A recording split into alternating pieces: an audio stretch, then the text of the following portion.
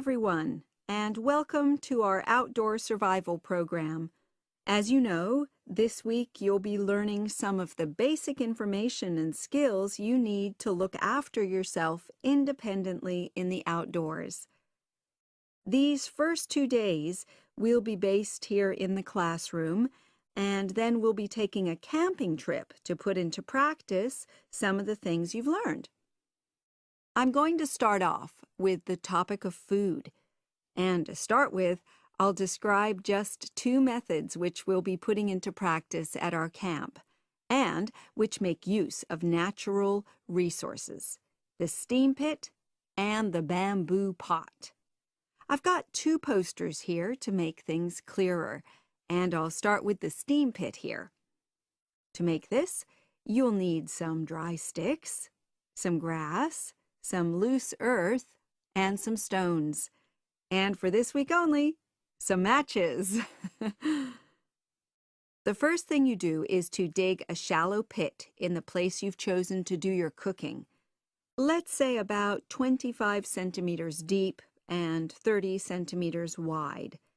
Your sticks have to be a bit wider than the pit because you have to put a line of them along the top from one end of the pit to the other. Before setting light to these, you take some large stones and arrange them on top. Then you start the fire and wait till the wooden platform burns through and the stones fall into the pit. At this point, brush away any pieces of hot ash from the stones. You can use a handful of grass and then take another stick and push it down into the center of the pit, between the stones.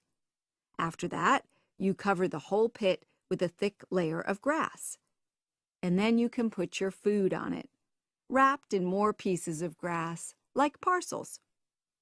Finally, cover the whole thing with earth. You have to pat it firmly to seal the pit. Then all you have to do is take the stick out and pour a bit of water into the opening that it leaves. It should take about 4 hours for your food to cook, as it cooks slowly in the steam that's created inside the pit. Simple, but effective. The other method you're going to practice this week is the bamboo oven. Now, the steam pit is ideal in certain conditions because the heat is below ground level. For example, if there's a strong wind and you're afraid a fire might spread. But when it's safe to have an open fire, you can use the bamboo oven method. You get a length of bamboo, which, as you probably know, is hollow and consists of a number of individual sections with a wall in between. You use a sharp stick to make a hole in each of the dividing walls apart from the end one. Then you lean the bamboo over a fire, with the top propped up by a forked stick and the bottom sitting on the ground. You pour enough water in the top to fill the bottom section, and then light a fire underneath that section to heat the water. Then you put your food inside the top section, and the steam coming up the bamboo through the holes you made cooks it. I'm going to move on now to food itself and talk about some of the wild plants you might cook. I'm going to begin with fungi. That's mushrooms and toadstools. I'm sure you'll be aware that some of these are edible and they're delicious, but some of them are highly poisonous.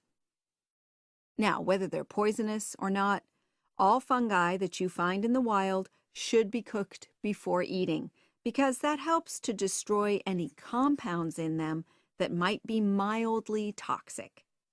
But be aware that any amount of cooking won't make poisonous varieties any safer to eat. Unless you can definitely identify a fungus, you should never eat it. It's not worth the risk. And you need to be really sure, because some fungi that are poisonous are very similar in appearance to certain edible varieties. They can easily be mistaken for each other. So, having said all that, fungi are delicious when they're freshly picked, and although they are only moderately nutritious, they do contain minerals which the body needs. I'll move on now to leafy